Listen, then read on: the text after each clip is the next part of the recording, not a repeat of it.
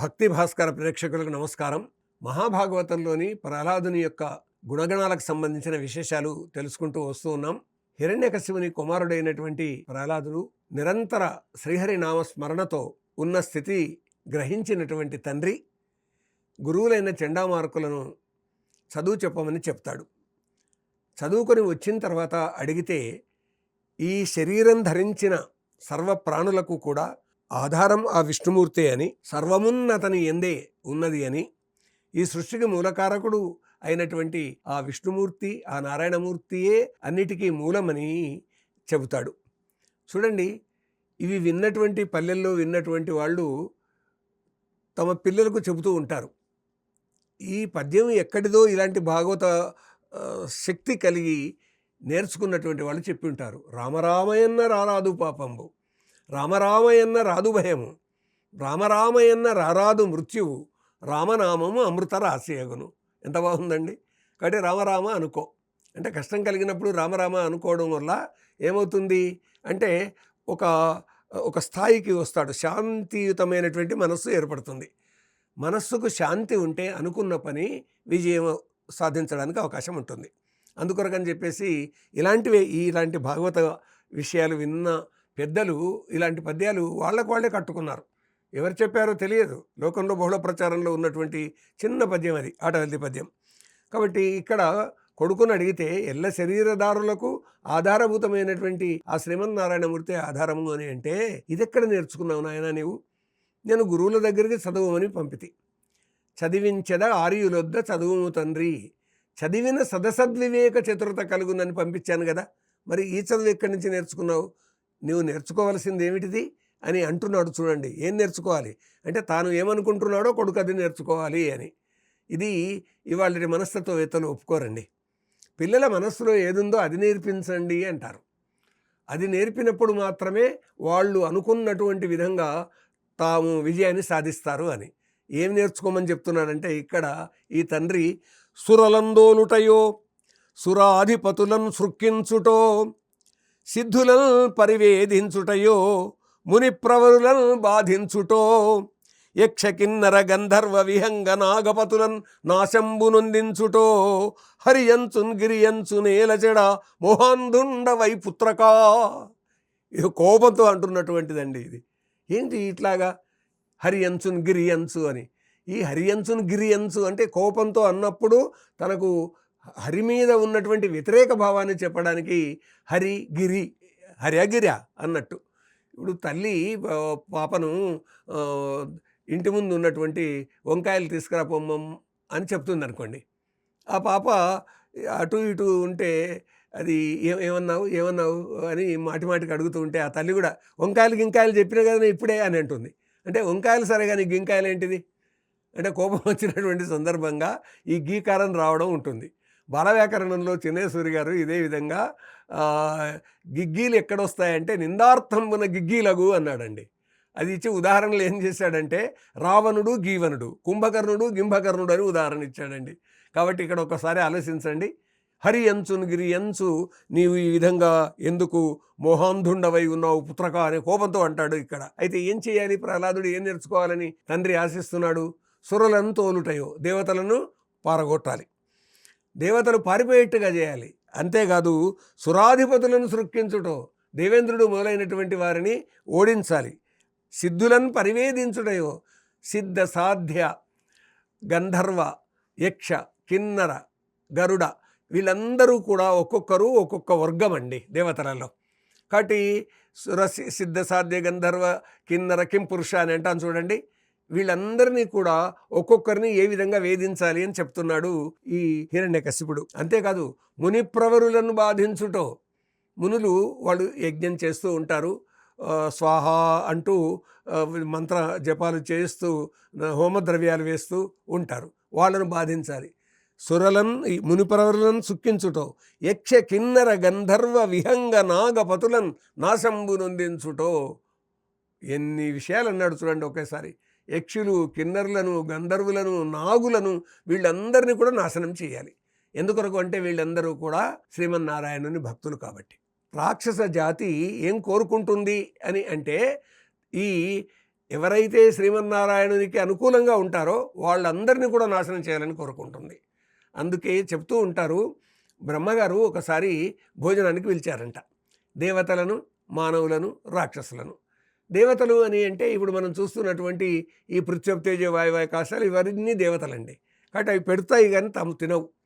కానీ రాక్షసులు, మానవులు ఇద్దరికీ భోజనం ఏర్పాటు చేస్తే తినడానికి పూనుకునే వరకల్లా చెయ్యి పళ్ళెంలో పెట్టే వరకు ఆ చెయ్యి కట్టెలాగా మారిపోయిందంటండి. ఈ చెయ్యి ఇక్కడ వంగి ఇక్కడికి రావడం లేదు. దాంతో ఎడమ చెయ్యి పెట్టేశారు రాక్షసులు. ఆ చెయ్యి కూడా కట్టేసరిసింది. ఏం చేయాలని రాక్షసులు ఒక్కసారిగా పళ్ళెం మీద పడి చతుష్పాత్తులు అంటే 4 కాళ్ళ జంతువులు ఏ విధంగా అయితే నోరుతో తింటాయో అట్లా పళ్ళెం మీద పడి తింటున్నారంటండి. మానవులు ఏం చేశారంటే ఒకరి పళ్ళెం ఒకరి ముందు పెట్టుకొని తమ పళ్ళెంలో తీసి ఎదురుగా ఉన్నటువంటి ఆయనకు అందిస్తున్నారు, అవతలి ఆయన ఈయనకు అందిస్తున్నాడు. పరస్పర సహకారం మానవ జీవనం అని ఇంత గొప్ప పరమార్థం ఈ కథలో ఉందండి. కానీ ఇక్కడ రాక్షసుల యొక్క ఆలోచన ఎట్లా ఉంది? తాము తింటే చాలు, తన కడుపు నిండితే సర్వ దారిద్ర్యాలు అయినట్టే అని. ప్రపంచంలో ఇంకా దారిద్ర్యం లేదు, ఎందుకొరకు తన కడుపు నిండింది కాబట్టి. మొట్టమొదటి తన కడుపు నిండాలి అనుకునేవాడు రాక్షసుడని, పరస్పర సహకారంతో జీవించేటటువంటి వాడు మానవుడు అని, తాను తినకుండా తనకు ఏదీ అక్కర్లేకుండా ఒకరికి పెట్టేటటువంటి వాడు దేవుడు అని, అంటే దేవతలు అని ఇంత అర్థం దాగి ఉందండి. కానీ రాక్షసుడైనటువంటి హిరణ్యకశిపుడు ఏమంటున్నాడు? యజ్ఞయాగాదులు చేసేటటువంటి వారిని అందరినీ కూడా అణచివేయమంటున్నాడు. అంతేకాదండి, యక్షులు, కిన్నరులు, గంధర్వులు, నాగులు మొదలైనటువంటి వారిని అందరినీ కూడా బాధించాలి అని చెబుతున్నాడు. ఇది నేర్చుకోకుండా ఈ పిల్లవాడేంది ఇలా నేర్చుకున్నాడు? ఏమిటి నీకు ఈ బుద్ధి ఎక్కడి నుంచి వచ్చింది? నీకు గురువులు చెప్పారా? ఎవరు చెప్పారు? ఏమిటి అంటే అప్పుడు సహజ సిద్ధంగా తనకు వచ్చినటువంటి ఆ జ్ఞానాన్ని గురించి చెప్తాడండి ఇక్కడ ప్రహ్లాదుడు. నిజంగా పోతన్న గారి మొత్తం భాగవతంలో ఈ పద్యాన్ని పరమోత్తమైనదిగా స్వీకరిస్తామండి. మందార మకరంద మాధుర్యమునదేలు మధుపంబు ఓనే మదనములకు నిర్మల మందాకిని వీచికల దూగురాయంచనునే తరంగిణులకు లలిత రసాల పల్లవఖాది ఎయిచొక్కు కోయిల చేరునే కుటజములకు పూర్ణేందు చంద్రికా స్ఫురిత చకోరక మరుగునే సాంద్ర నీహారములకు అంబుజోదర దివ్య పాదారవింద చింతనామృతపాన విశేషమత్త చిత్తమేరీతి నితరంబు చేర నేర్చు వినుత గుణశీల మాటలు వేయునేలా. ఎంత గొప్పగా చెప్పాడండి ప్రహ్లాదుడు ఇక్కడ. మందార వృక్షాల మీద ఉన్నటువంటి మకరందాన్ని స్వీకరించేటటువంటి ఈ తుమ్మెద ఉమ్మెత్త పువ్వుల మీదకి పోతుందా నాన్నగారు? ఇది ప్రశ్న. అంటే ఉమ్మెత్త పువ్వులు నుంచి కొంత విషంతో కూడుకున్నటువంటి ద్రవం వస్తుంది, కాబట్టి మందార మకరందాన్ని స్వీకరిస్తుంది. మందార పువ్వుల మీద ఉన్న మకరందం అంటే తేనెను స్వీకరిస్తుంది. కాబట్టి అది సహజంగా దాని గుణము అది. నిర్మలమైనటువంటి స్వచ్ఛంగా ఉన్నటువంటి గంగలో ఉన్న అలల మీద అటు ఇటు కదలాడేటటువంటి రాజహంస ఎక్కడైనా తరంగిణుల్లో తిరుగుతుందా? అంటే కొద్ది మురికి కాలువల్లాగా ఉన్నటువంటి చోట, తరంగిణి అంటే కూడా నది కానీ మామూలు నదుల్లో తిరుగుతుందా? అంటే గంగా నది వంటి నదుల్లో స్వచ్ఛమైనటువంటి నీళ్లల్లో విహరించేటటువంటి రాజహంస మామూలు నదీ జలాల్లో తిరగదు అని అర్థం అండి. అంతేకాదు తీయని రసాలతో కూడుకున్నటువంటి తీయ మామిడి పండ్లను లాంటివి తన ముక్కుతో కొరికి నోటితో తీసుకొని తినేటటువంటి కోయిల మామూలు పళ్ళ వైపు పోతుందని అన్నగారు. అంతేకాదు నిండు చంద్రుని యొక్క వెన్నెలను స్వీకరించేటటువంటి వెన్నెల పులుగు అనమాట చకోర పక్షి ఎక్కడైనా మంచుతో చల్లగా ఉన్నటువంటి తెల్లగా ఉన్నటువంటి మంచు వైపు పోతుందా? పోదు కదా. వెన్నెల పులుగు అని ఆ వెన్నెలనే ఆహారంగా స్వీకరిస్తుంది, కానీ మంచులోకి వెళ్ళినట్టయితే చచ్చిపోతుంది, ఉండదు. కాబట్టి ఇవి ఈ విధంగా ఉంటాయి అనేటటువంటి చెబుతూ తుమ్మెద ఏ విధంగా ఉంటుంది, హంస ఏ విధంగా ఉంటుంది, కోయిల ఏ విధంగా ఉంటుంది, చకోర పక్షి ఎలా ఉంటుంది అని చెప్పేసి వాటి 4 తొడితలను పోల్చుకొని అంబుజోదర దివ్య పాదారవింద చిత్తము ఇటువైపు మరోవైపు వెళుతుందా నాన్నగారు? కాబట్టి నా మనస్సు శ్రీహరి పాదపద్మాలకు అంకితం అయిపోయింది. అందువల్ల మీరు మరొక వైపు నన్ను తీసుకుని వెళ్ళడానికి ప్రయత్నం చేస్తే నా మనస్సు అటువైపు వెళుతుందా అని. ఇక్కడ ఏంటంటే ఉత్తమ గుణశీలాలు కలిగినటువంటి వ్యక్తులుగా మనము ఎదగాలి అనేటటువంటిది. అంటే ఏది మంచి అంటే సత్తు, ఆ సత్తు మంచి ఎవరు? పరమాత్మ.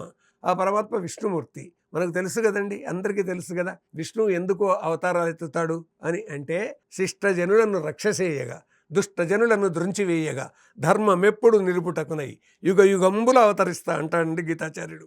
కాబట్టి ఒకసారి ఆలోచించండి, పరమాత్మ గుణాలు ఇవి అయినప్పుడు ఆ పరమాత్మను ధ్యానిస్తాం, పూజిస్తాం, జపిస్తాం. కాబట్టి అలాగా ప్రహ్లాదుడు తాను ఈ విషయాలన్నీ చెప్తూ ఉన్నాడు. అందుకే అంబుజోదర దివ్య పాదార వింద చిత్తము మరొకవైపోదు నాన్నగారు, నా మనస్సంతా ఆ పరమాత్మ వైపే ఉన్నది అని అనే వరకు కోపం వచ్చేసింది. పంచశరద్వయస్కుడవు బాలుడవు ఇంచుకగాని లేవు అని ఈ గురువులు అంటున్నారు. రాజుగారు అంటే తండ్రి గారు ఇంకా ఏం అనకముందే భాషించేదు తర్కవాక్యములు చెప్పిన శాస్త్రములోని అర్థమొక్కించుకైన చెప్పవు అసురేందరు ముంగిట మాదు ఔదలలు వంచుకొనంగా చేసితివి వైరి విభూషణ వంశదూషణ అన్నారు గురువులు. అంటే చండామార్కులు మా దగ్గరనేమో చెప్పిందల్లా తెలుసుకున్నా అన్నట్టు నటించావు, ఇక్కడికి వచ్చేసి ఈ విధంగా చెబుతున్నావేమి నాయన, నువ్వు వంశనా దూషణ చేస్తున్నావు అనేటటువంటి విధంగా ఆయనతోటి అన్నారు. అనడమే కాకుండా ఒక మాట అన్నారండి, తనయుడుగాడు శాత్రవుడు దానవ భర్తకు వీడు దైత్య చందనవనమందు కంటకయుత క్షితిజాతము వంగి పుట్టినాడు అనవరతంబు రాక్షసకుల అంతకు ప్రస్తుతి చేయుచుండు దండనమునగాని శిక్షకు డాయడు పట్టుడు కొట్టుడు దతిన్ అనేటటువంటి విధంగా ఇతడు శిక్షార్హుడు అనే విధంగా గురువులు అన్నారు అని గురువుల మాట ఈయన హిరణ్యకశిపుడు కూడా అదేవిధంగా అన్నాడు. అనే వరకు మళ్ళీ గురువులు ఏమన్నారంటే, మేము ఈ పాపని చదివిస్తాం, ఈ పాపని చదివింతుము నీ పాదములాన ఇంక నిపుణతతోడన్ కోపింతుము దండింతుము కోపింపకు మయ్య ధనుజ కుంజర వింటే, మా మీద కోపం కావద్దు అని గురువులు కూడా హిరణ్యకశిపునికి దండం పెట్టి మేము మళ్ళీ చదివిస్తాము, మంచి గుణగణాలు కలిగేటటువంటి వ్యక్తినిగా తీర్చిదిద్దుతాము, కోపించవద్దు మహారాజా అని హిరణ్యకశిపునితో పలికి మళ్ళీ ప్రహ్లాదునికి ఈ విషయాలు చెప్పడానికి, అంటే ధర్మశాస్త్రములు చెప్పడానికి సిద్ధమై, అంటే అర్థశాస్త్రము, ధర్మశాస్త్రము, పరిపాలనా శాస్త్రము, వీటికి రాజనీతితో కూడుకున్నటువంటి ఇవన్నీ మేము చెబుతాము, మీ గుణగణాలు వచ్చేట్టుగా చేస్తాము అని ఒప్పించి ఆ తర్వాత ప్రహ్లాదుని తీసుకొని వెళ్ళారండి. చూద్దాం ఈ విధంగా ఇటువంటి గుణాలు సహజంగానే వచ్చినటువంటి ప్రహ్లాదునికి వాళ్ళు ఏం చెబుతారు, మళ్ళీ వచ్చినటువంటి సందర్భంగా ఏ విధంగా వాళ్ళు ప్రహ్లాదుణ్ణి ప్రవేశపెడతారు హిరణ్యకశిపుని ముందు అనేది మరో భాగంలో తెలుసుకోవడానికి ప్రయత్నం చేద్దాం. హరి ఓం తత్సత్.